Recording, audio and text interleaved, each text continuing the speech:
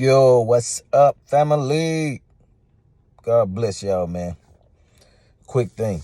Subject to.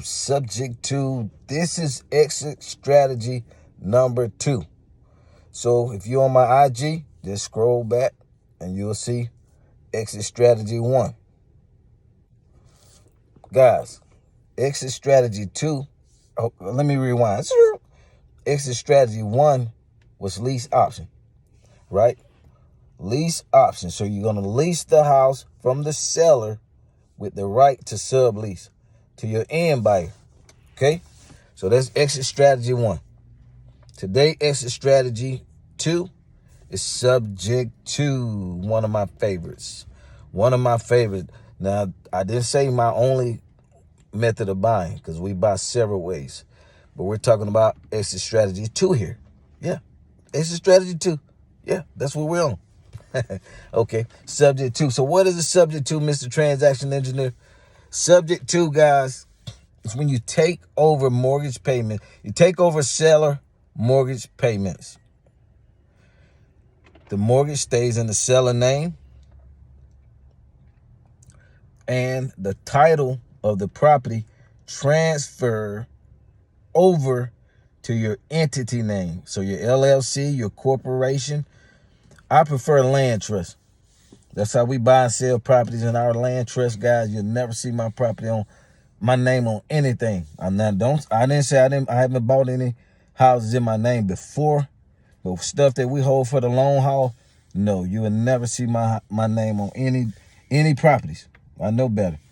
You should too. I hope you do. If you don't, go to MrTransactionEngineer.com and get your land trust course. Protect your assets. I'm sorry, guys. I'm not editing this video, but protect your assets. You work too hard for it, so don't just give it up, baby.